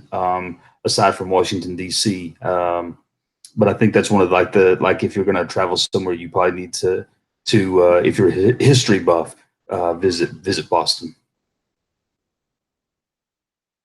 Onto the fight though. Let me see. Yeah. Did you see Andrade at the press conference the other day? Jesus Christ, what is that guy's deal? Strange, isn't it? Yeah, he's something else. I don't know. I hope he gets the shit knocked out of him. I would love to see Billy Joe do the business again. Billy Joe is such a jackass, though. I mean, he really is a jackass's jackass. But he's entertaining as shit, so it's hard for me to dislike the guy. And then Andrade, I mean, what has he done? I don't even know who the hell he's fought recently to earn a spot here with Billy Joe. I can't remember the last fight I saw him in. Maybe it was one of the HBO fights he was in. He fought Atlantis Fox or whatever you call that guy, and he was about 6'5", like one of the tallest middleweights ever. It wasn't much to write home about. Yeah, see, I don't even know why he's in the fight. I think Billy Joe will handle him. He's a solid fighter. I don't want to trash the guy. and make him sound like he's a tomato can. But he certainly, in my estimation, is going to pose a few moments of trouble for Billy Joe, but I just don't see him having the mentality. I think whenever Billy Joe is outboxing him here and there, I think he's going to get discouraged, and I don't see him being dog enough to get inside and outwork Billy Joe and actually hurt him if he is able to get inside. I don't think Billy Joe will let him get inside, and if he does, I think Billy Joe will just outquick him. For me, the big thing is when you go into a top-notch fight, you want to have been fighting somebody at least with some challenge to them, so you're mentally prepared. I think mentally the aspect is that Andrade hasn't really taken on a lot of top-tier opponents recently, and I just don't see him being mentally prepared. I think he's going to crack like an egg, and I do think that's what's going to happen. So you'll probably be in for a decent fight. I don't think it'll be bad. I think Billy Joe will probably handle him fairly easily. Of course, Andrade will have moments. Right, Rob Kelly's putting the kids to bed. Hamed is looking on. I've sent you the link, Hamed. We had a question in from James O'Shea. I'm going to save that for next week, James, because we're going to be pretty desperate next week. We're going to hopefully try and get a couple of guests on. Also, John O'Donovan sent me a good question, which I want to save for Aussie, because I know that it's particularly playing to his strengths. So I want to get him on for that question, John. And also, James will be talking about the WBC in a little more depth, maybe a bit of Roy Jones, a bit of Rochigiani, all that type of stuff. The WBC almost went out of business back in the 90s, in case you weren't aware of that. We'll be discussing that next week. What else have we got? Bellew of the Weeks is coming up soon. Don't forget to hit thumbs up. We won't be going on for too much longer. Hamed's just joined us. Just before I bring you in, Hamed, another thing from last week. I noticed in the chat, Jason Chukwu, again, was I think it was Chukwu, or somebody was talking about, apparently the Matchroom fans were complaining because Frank Warren was playing Sweet Caroline at Windsor Park last week, saying that is an Eddie song. Well, as Dave Lee, former friend of this pod, will no doubt back me up, it was in fact Irish promoter Andy Brian Peters who first started the Sweet Caroline trend. So you want to blame him? 100%. There's Rob. 100%, Rob. It was always elicited. It always elicited the same reaction from the fans. Well, but it was. I know that Eddie heard. There's a part in it where the Dubliners go. There's a part in it where it breaks down and the Dubliners go, "I don't believe you. You're making it up." And I was like, these are crazy. And you used to be at all of our dumb fights. I can give you one better than that. I remember being at a football game one day, 1996, still in Albion, we're playing, I think it was Green at Morton, and this ugly, fat, fucking heifer walked in. I mean pure ugly, right? I mean, the grease in the hair was like you could have fucking wrung it out and made chips with it, right? and I believe it or not, her name was Caroline. So, mockingly, we were sitting at the back, and what did we do? Sweet Carol, and she fucking raged, and I swear to God, she had a set of teeth, right? Who I would call summer teeth, summer teeth. So, like, some are white, some are yellow, some are missing. So it was just an absolute disgrace. No, Rob's quite right. Eddie and Barry Hearn have always worked quite closely with Brian Peters, who promoted Bernard Dunn, Matthew Macklin, and that. So no doubt, Matchroom got the Sweet Caroline from Peters. Rob, 100%. Or Andy, blame Andy either. Or Andy and Sweet Caroline down at the Sterling Albion match. Anyway, we'll move on, Rob. Not a lot from the weekend. Is there anything you want to talk about? You set the agenda. Yeah, I wanted to say, I saw something about Dan Rayfield, saying that the Fury fight might be off. Someone in his camp is ever saying Fury is balking at the idea now of fighting Wilder, which may or may not be but it just got me thinking about the writers, the Dan Rayfields and the Steve Kims and the Montoyas and all these fellas, and how different they were to the old writers like Nate Fleischer or Bert Sugar, where those writers were trying to tell you, I know it's a different era, but those writers were trying to tell you about the fighters, and these fellas are trying to tell you about themselves, it's just ridiculous, you know what I mean? So to all the people that are leaving reviews on iTunes, give us the 5 stars, because at least you're getting it about the fighters on this podcast. These fellas always want to be about themselves. They want to make it about themselves. Rob's not too happy about that. Hamed, we want to make it all about you now. Thanks for joining us. Big punching Cardiff Crusher himself. Hamed, what do you want to talk about? Yes, guys, how's it going? Yeah, I just thought I'd jump on because I missed the show last week. I was watching the Pedraza fight. I thought that was a really good fight. I thought Pedraza clearly won the fight. I had it about 7-5 or 8-4. I think some people need to just ease off a bit, like, because I think he's gonna fight Lomachenko next, and this scene is a mismatch. I mean, it is a unification, and I think Lomachenko needs to unify because. I know some people, I think, are overrating him a bit. Like, he's yet to become an undisputed champion or unified champion. But nonetheless, he's exceeded a lot of expectation in about 11 or 12 fights. And to win in 3 different weight classes, 3 different titles, I mean, is an achievement. But he needs to unify. I know a lot of people want to see the Mikey Garcia fight, but I think Pedraza fight is not a bad matchup. I mean, if he could do a number on him, which he should, because I mean, Gervonta Davis, I think, took him out in about 8 rounds.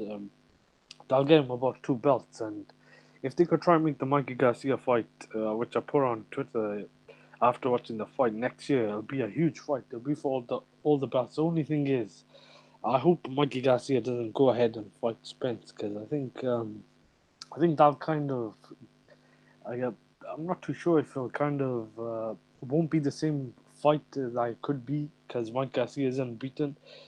If Spence does beat him and beats him badly, I think it'll take a bit of the shine off. But if he beats Spence, then I think that fight will be even bigger. But I don't think he beats Spence. I think he's a huge underdog, and I think that's not a bad matchup for Lomachenko. But I'd like to see, hopefully, if he could come through that fight. I'd like to see him fight Mikey Garcia next. And I think Pedraza did well to come back from that defeat to Gervonta Davis. Do you think the Lomachenko-Pedraza fight is acceptable then, Hamed?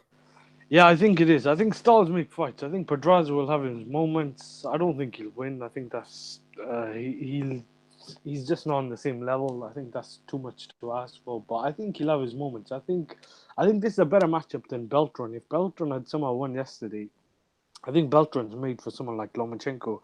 The only question I would have had was, can Lomachenko stop Beltran? Because I don't think anyone has stopped Beltran, and even Crawford, I don't think, stopped him. So that would have been one question. But I think Beltran would have got busted up and probably would have got stopped. I think he's towards the end of his career. I think Pedraza might have about 6-7 rounds in him. I think it could go later than some people think. I think Lomachenko will probably win, and he might stop him, but I think it'll be very late. If he'll definitely win. He'll 100% win. I don't think that's in question.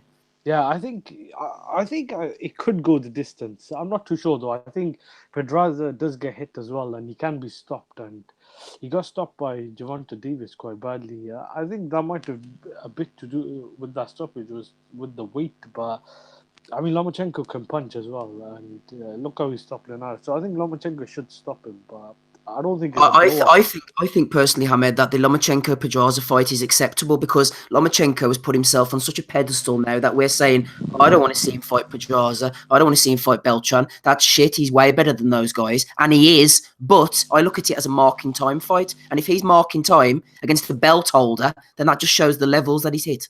Yeah, that's what I was trying to say. I was trying to defend the matchup because I knew what people are going to do. Like, I mean, what more do you want him to do? Like, he just fought Linares, which I thought was very good timing for the fight. I think it was in May after the Golovkin-Canelo cancellation. But, I mean, who else do you want him to fight?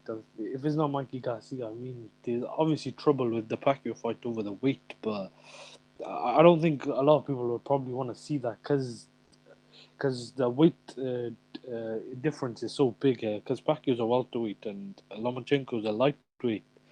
I think it's too much obstacles to overcome. But yeah, I agree. I think is a acceptable fight. Yeah, I was just gonna also add with the Tyson talk. I think go ahead. I don't think Tyson is probably a top 5 heavyweight. If I'm being generous, probably top 10 sneak in. I think he was a very good fighter, but I think he kind of failed. I think he kind of underachieved for his talent and how good he could have went down as. I don't think. I know it's more to do with the people around him and just the problems he had mentally and outside the ring. But if we're gonna judge him on how great he was. I don't think he's greater than Ali, Frazier, a lot of those guys. I mean, one of his best names was Holmes, but Holmes was kind of past there. I still think that Holmes was live in that fight, but Holmes did show that if he was in his prime, I think he probably would have beaten Tyson. But nonetheless, I think Tyson was a good fighter. I mean, there's some people think that he's overrated. I think that's a bit over the top. I think Tyson was a very good fighter. Probably go down as one of the biggest punchers around, about the biggest punchers, especially in the last 20, 30 years. I don't think I've seen a bigger heavyweight puncher than Tyson. But I don't think he's all-time great that's in a top five or the greatest heavyweight or the greatest ever heavyweight. I think that's a bit pushing. I think Joe Louis, Ali, I think maybe even Foreman, or I'd probably rank ahead of him. And I agree with. I think someone was saying a lot of Tyson's opponents. I don't think they were that good, but he did beat everyone that was put in front of him in his prime.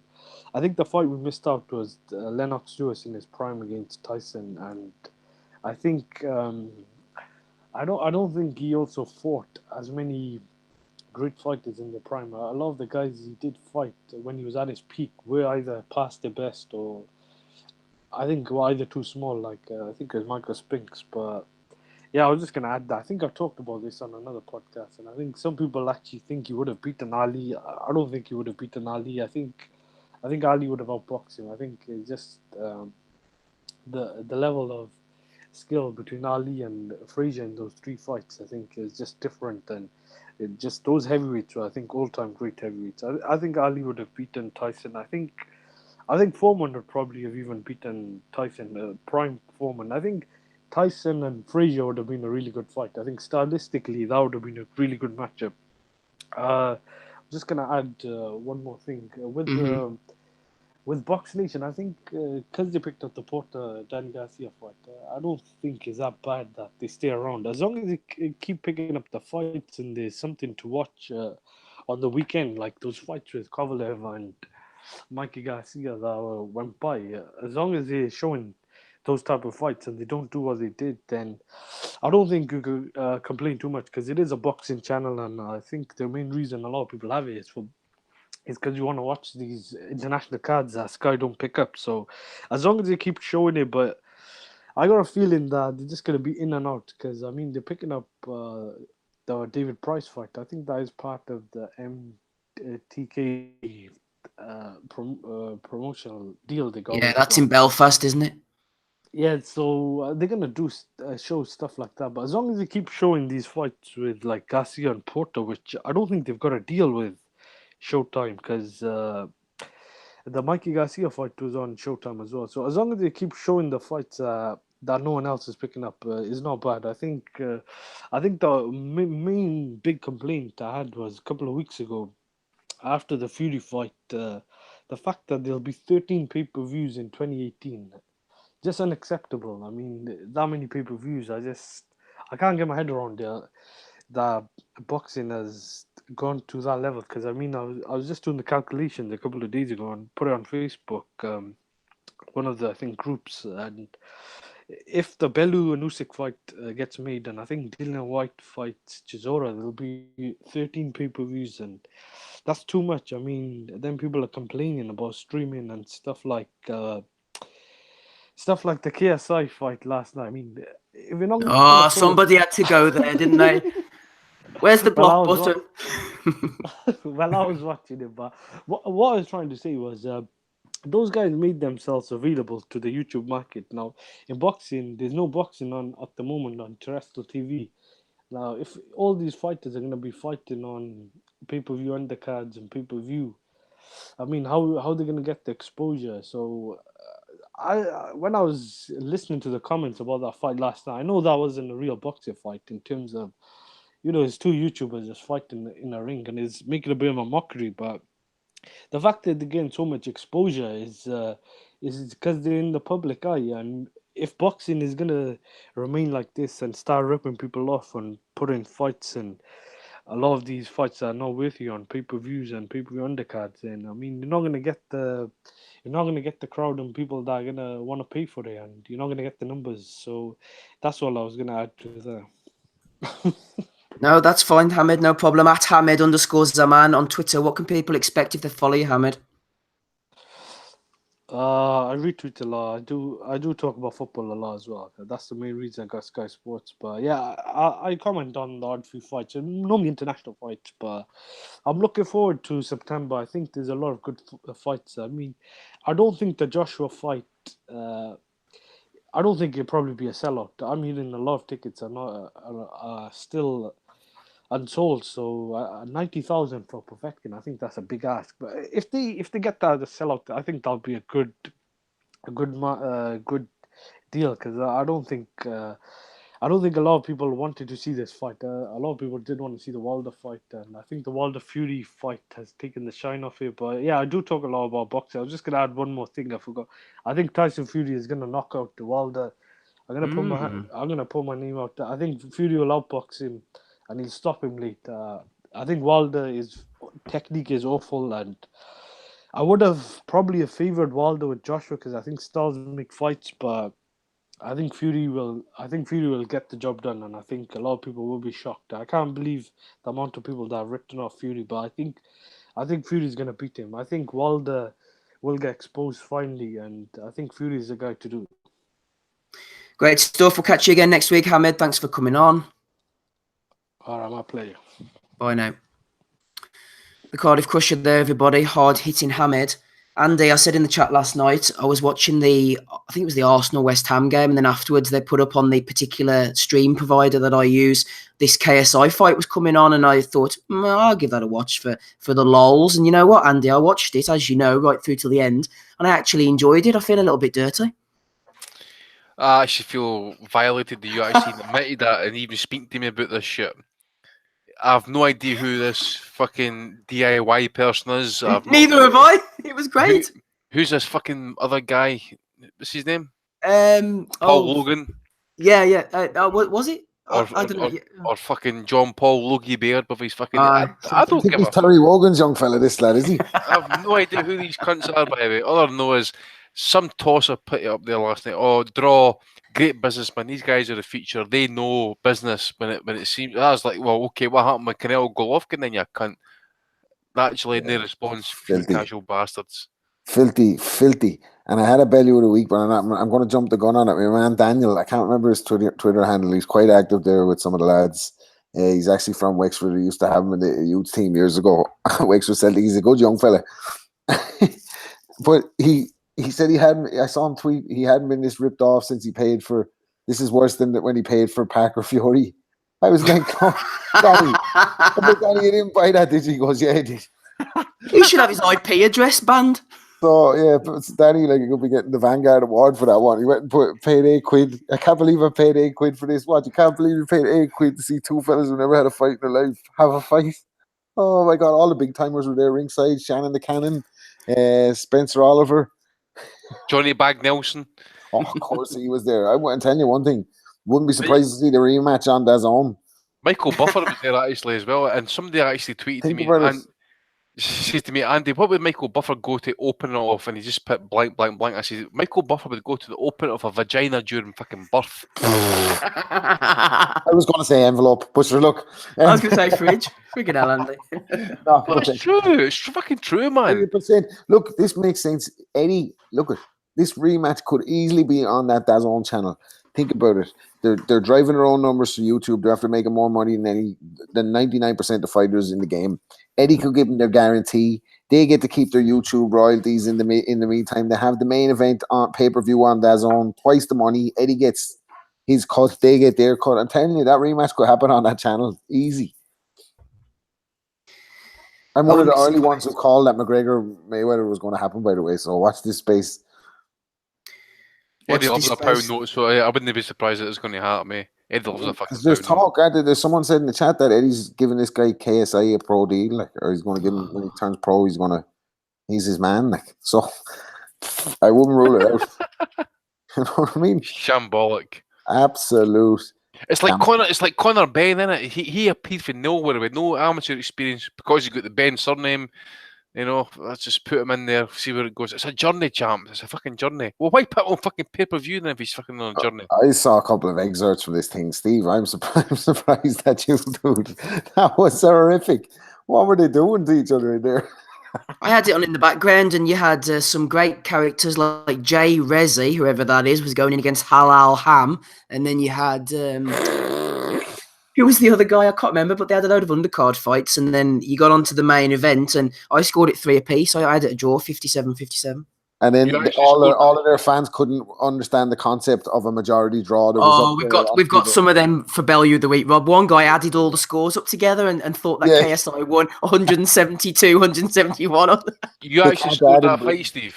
Steve scored the fight. So, I did. I gave rounds 1 and 2. I know why you're ill now, because you caught AIDS watching that shit. That's why you're ill.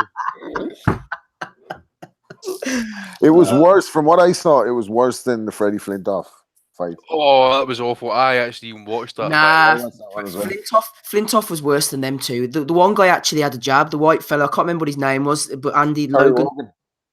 Terry Wogan had a decent jab. No, Flintoff was technically worse than these pair. So how would DI... Steve was close.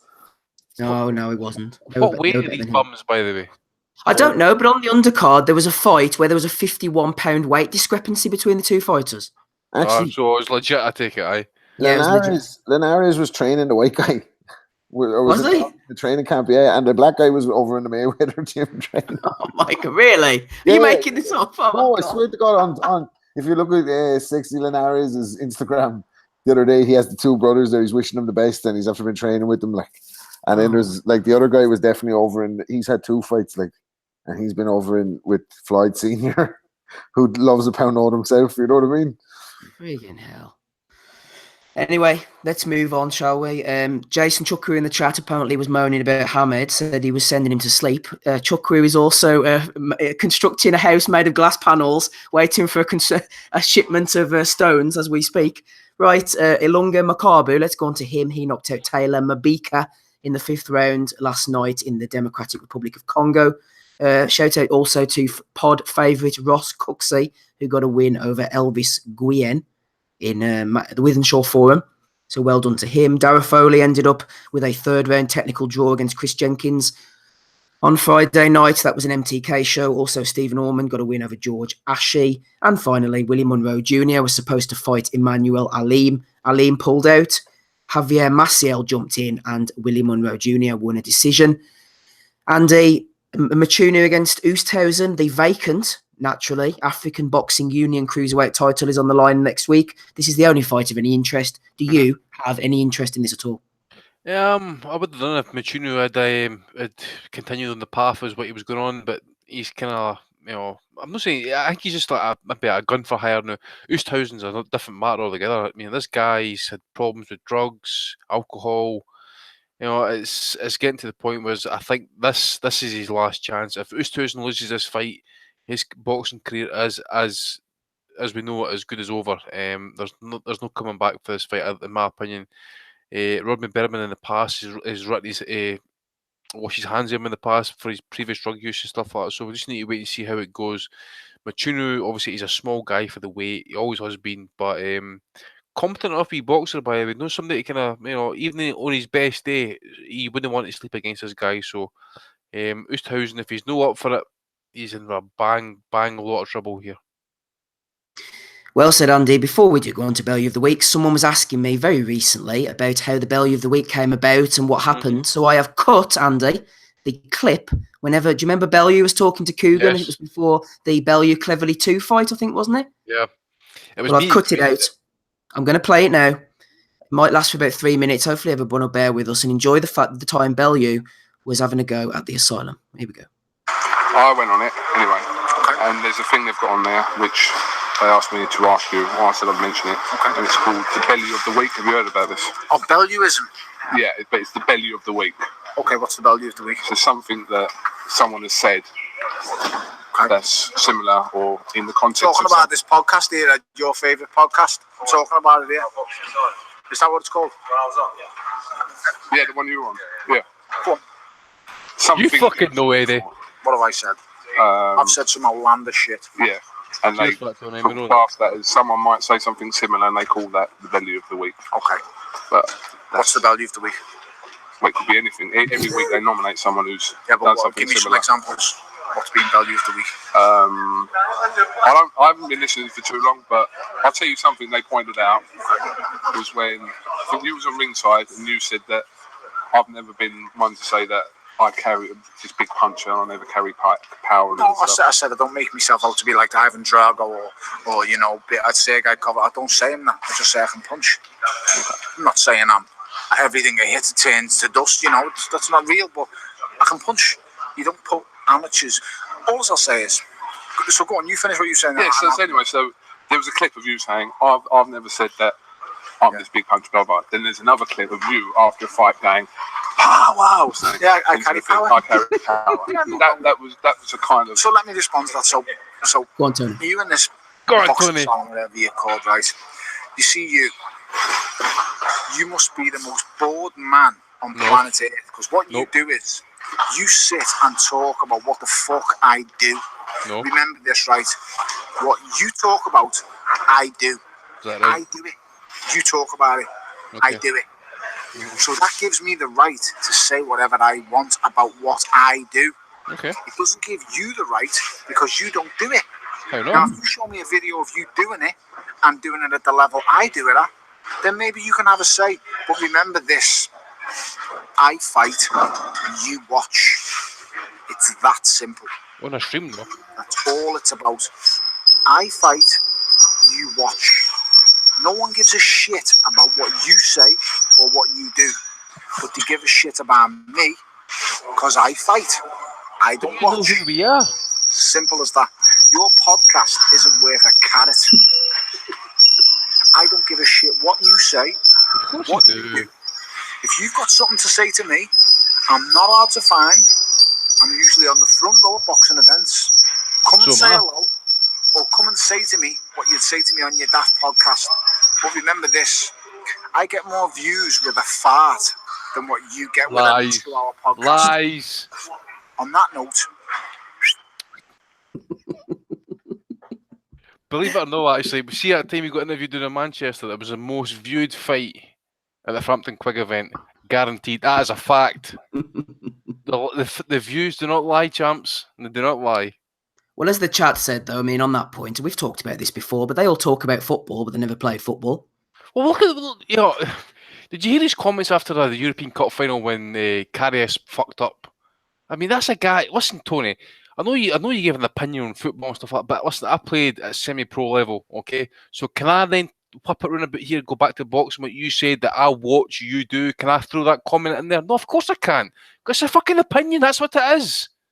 Also, Tony, you sounded a bit voyeuristic, man, when you said, I fight, you watch. It was a little bit, it sounded a little bit too sexy for me. I don't like that. I didn't like The thing is, you know, he's talking about, I don't, you know, whatever you're called, this box. Tony, you knew who we are, mate. Because fucking the interview was even cast up on fucking Bleachers Report, who carried that extra 2 million views over the back of it. For fuck's sake.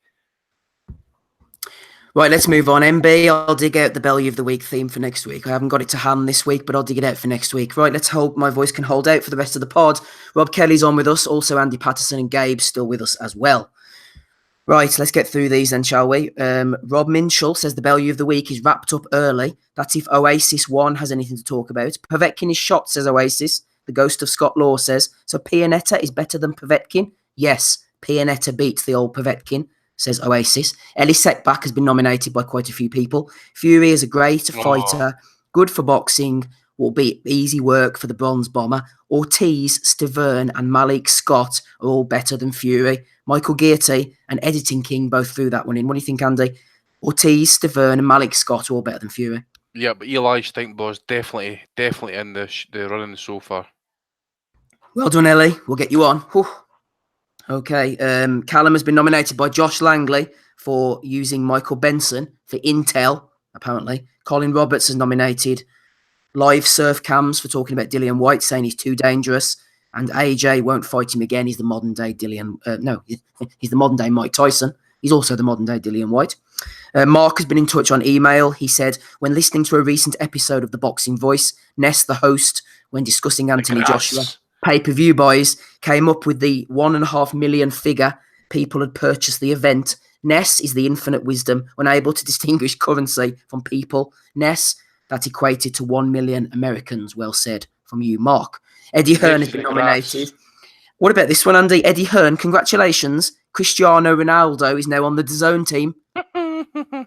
Yeah, and guess who actually got the TV rights to the Serie A football? Of course, DAZN. It's like people were like, "Oh, Eddie, you're amazing. You've signed Cristiano Ronaldo." To what exactly? It's fuck all to do with Eddie Hearn. Eddie's the man. Oh, what about this then, Andy? Jack Thomas jumped in and said, "Class, Eddie. All that nonsense from Wilder and Fury last weekend. Hearn keeps it quiet, then comes out with this. Different league." Oh, I can make it.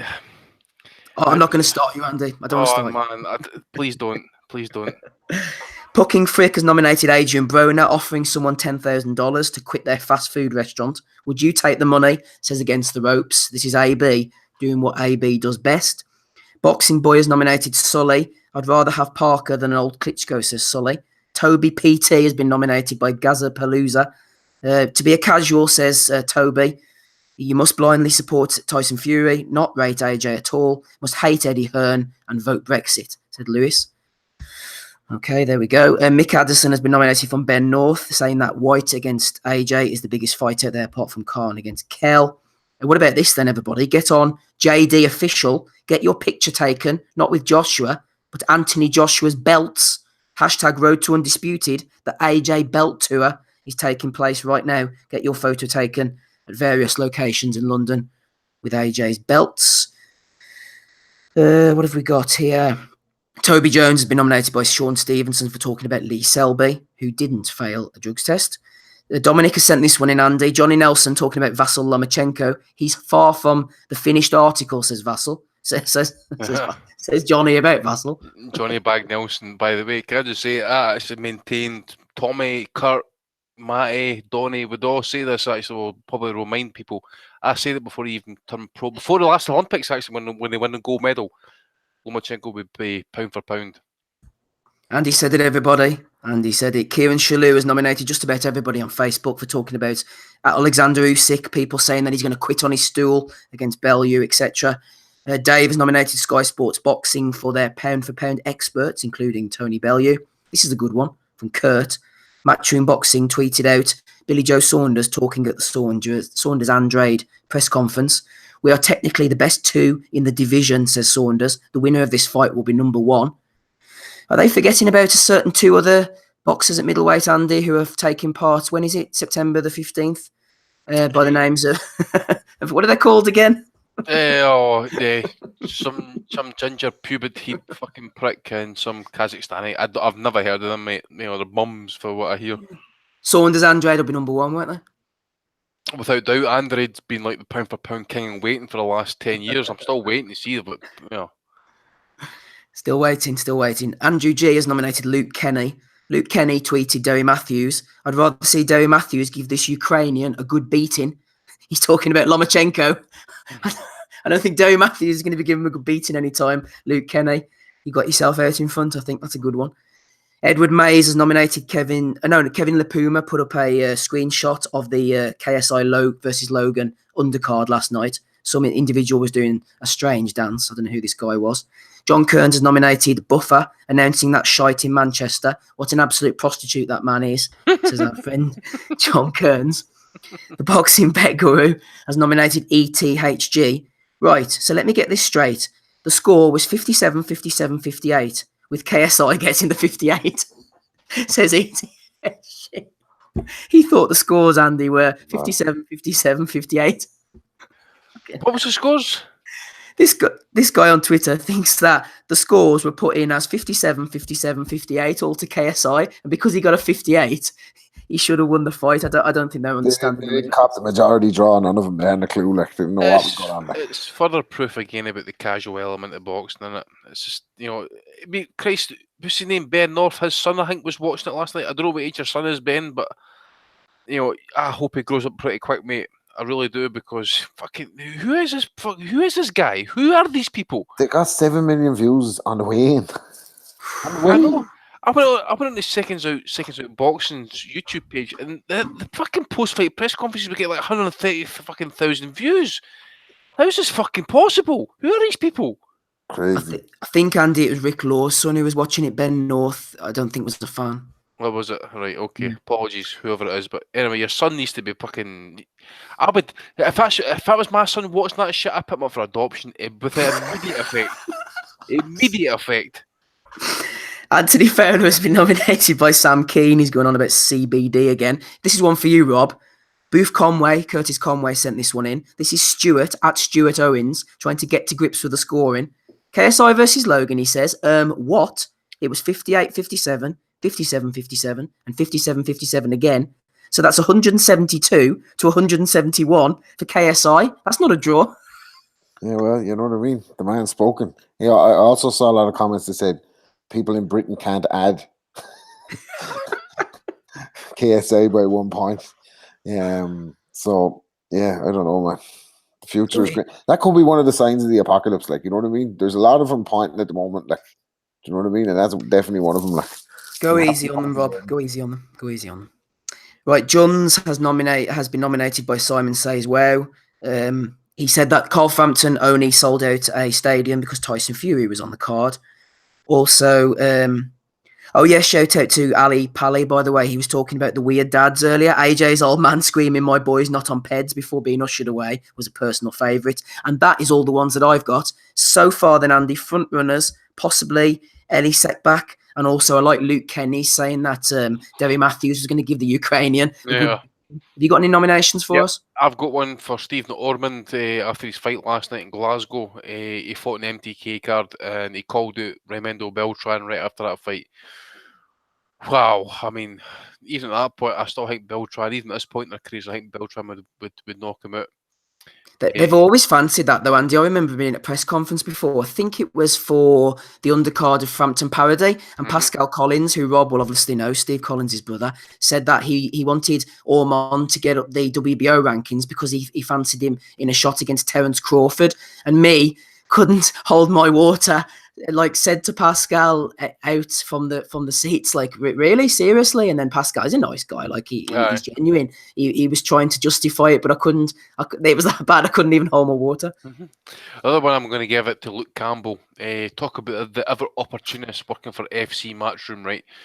We don't know what's happened with Garcia at the minute, being WBC champ at lightweight and that. So Campbell, I think he's fighting Ivan Mendy in the rematch. Yeah. So anyway, there's talk about potentially Garcia vacating the WBC 135-pound title. And I quote, "That would be awesome," said Campbell. "I would love that. I want the rematch with Linares. You never know. If Mikey Garcia vacates early enough, this fight could be made for the full title, which would be amazing. I'm obviously not putting all my chips on that, but if there's a possibility, we've got to see what happens with Mikey Garcia. So never mind beating the champion. Let's just do what everybody else does. Let's get a vacant title and let's fucking call ourselves a world champion." So I'm going to put up Luke Campbell as well for a nomination. Luke Campbell, Gabe, have you got anything to throw in?